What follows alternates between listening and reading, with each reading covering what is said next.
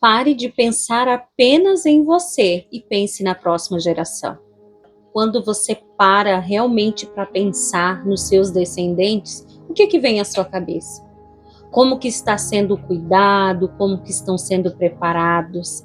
Se você é cristão, isso é uma das grandes preocupações que nós temos. O legado, se os nossos conhecimentos, se a nossa fé está sendo passada de nós para os nossos filhos e assim sucessivamente. A Bíblia, ela traz para nós um conceito muito importante sobre geração. Porque, afinal de contas, a cultura bíblica, ela gira em torno de gerações. Eu não sei se vocês já pararam para observar isso, mas quando o Senhor, ele fala de uma pessoa específica, ele não coloca apenas um. Ele vai ali e aplica suas gerações. O exemplo disso, muito conhecido, é quando nós chegamos ali em Abraão. Quando o Senhor falava sobre Abraão, ele sempre deixava bem claro que ele era o Deus de Abraão, de Isaac e de Jacó.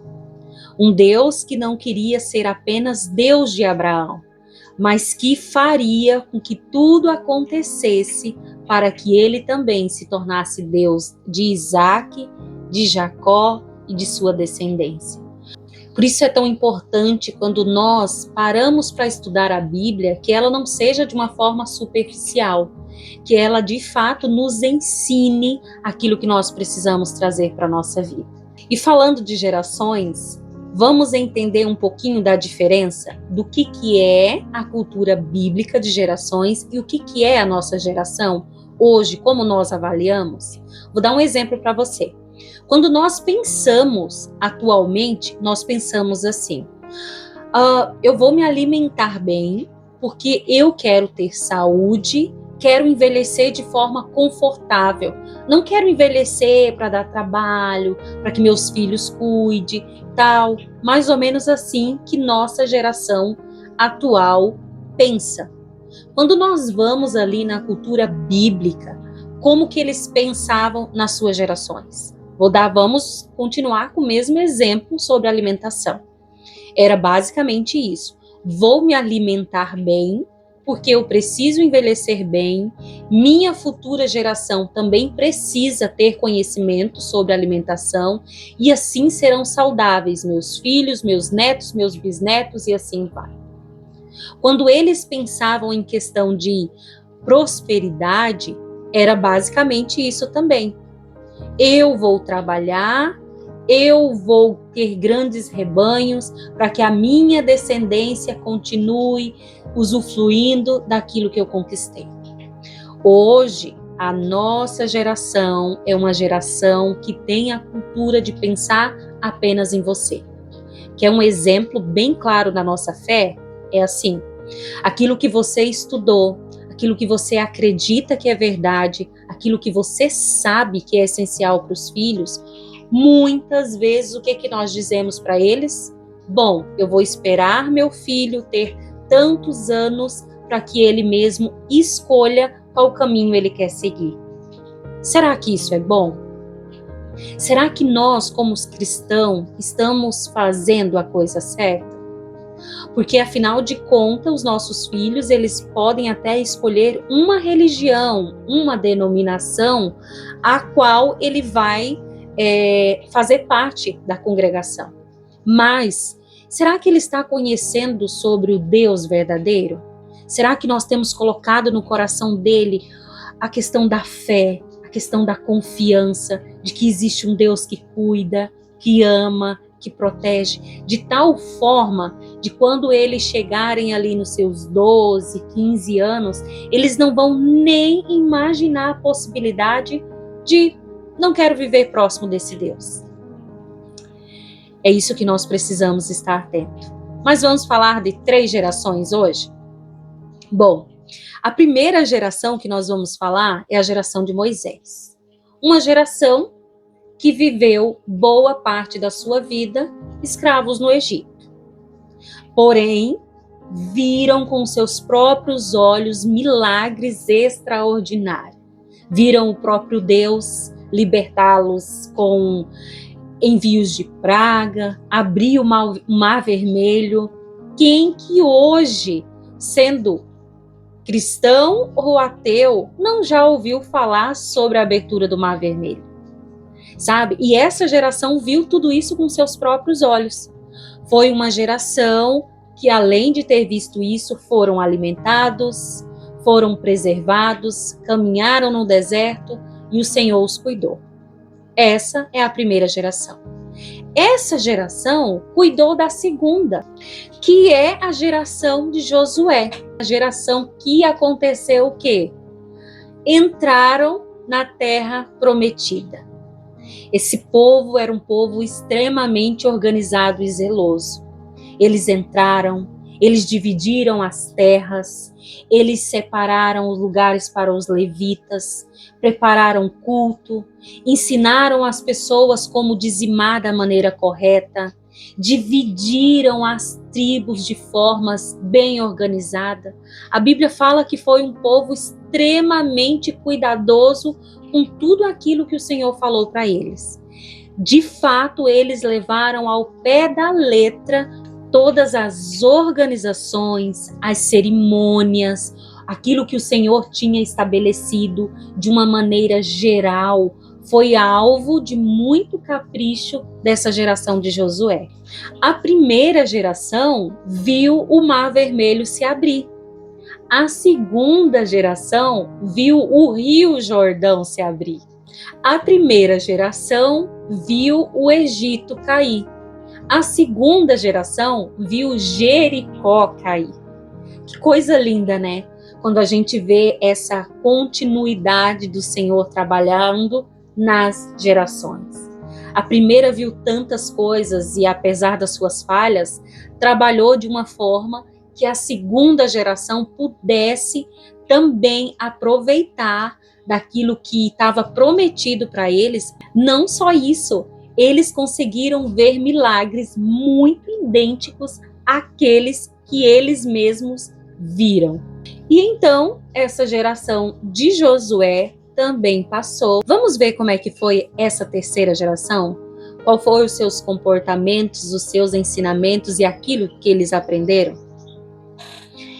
Nós vamos encontrar em Juízes, capítulo 2, do verso 10 ao 13, diz basicamente assim: depois que toda aquela geração foi reunida a seus antepassados, surgiu uma nova geração que não conhecia o Senhor e o que ele havia feito por Israel. Então, os israelitas fizeram o que o Senhor reprova e prestaram culto aos Balaíns.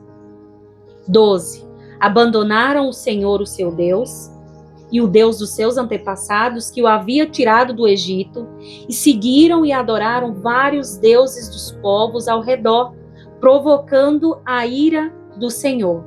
Abandonaram o Senhor e prestaram culto a Baal e a Astarote. Que diferença quando nós olhamos a segunda geração, tão zelosa, cheia de capricho, organizado, fazia as coisas de forma tão cuidadosa para o Senhor, mas tem algo muito importante que era o principal que eles deveriam ter feito e não fizeram. Sabe o que era? Contar para a próxima geração quem era o Senhor e os seus feitos. O verso diz bem claro que essa geração não ensinou e não falou para a próxima geração sobre quem era o Deus deles e as suas obras. E nós vemos essa geração praticar coisas que os filhos do Senhor não faziam. E a Bíblia diz para nós que essa geração começou a cultuar outros deuses, que era Baal e Astarotes. Você sabe qual uma das práticas que era usado como sacrifício para esses deuses? Sacrificar os filhos. Foi isso que aconteceu com a terceira geração. Eles começaram a adorar outros deuses, que a prática mais comum era entregar os seus filhos para sacrifício. Sacrifício por coisas, vou dar um exemplo para vocês. Chuva. Se faltasse chuva na terra e eles começassem a passar por grandes dificuldades, então precisamos entregar os nossos filhos em sacrifício a Baal ou a Astarote para que eles nos deem chuva. Essa foi a condição que se encontrou a terceira geração. E se eu perguntasse para você agora, qual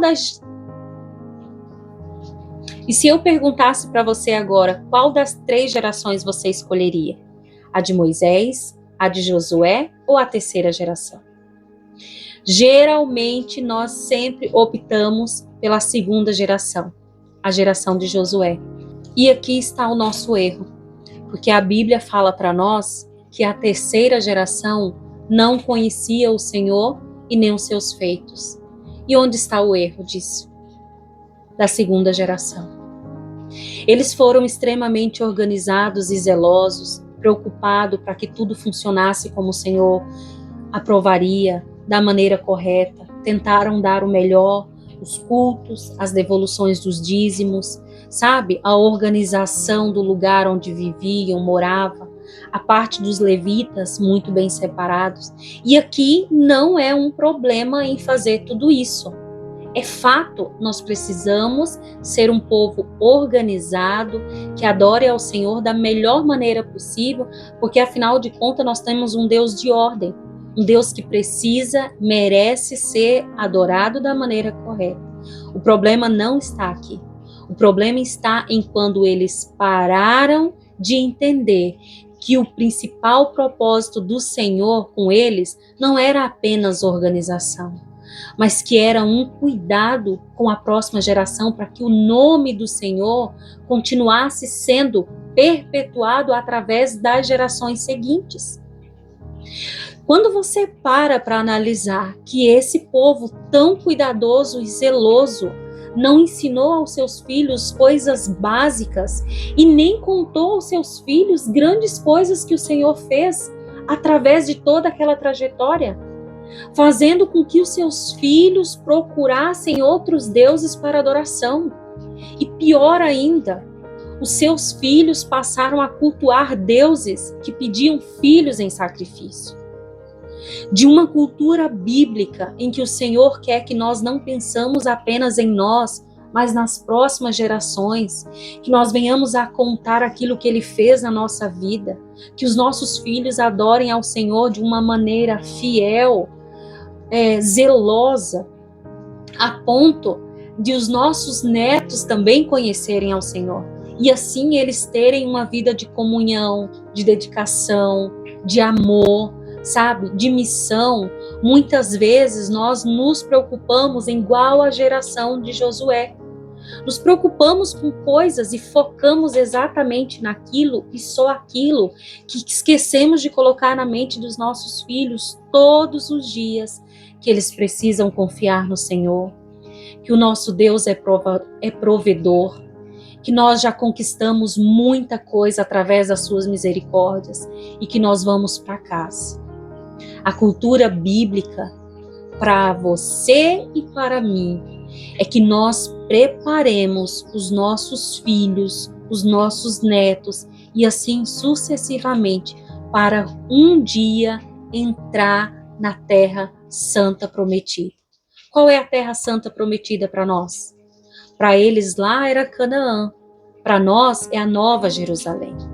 Que um dia o nosso amado Jesus voltará para nos buscar e nós precisamos que as nossas gerações possam estar preparadas.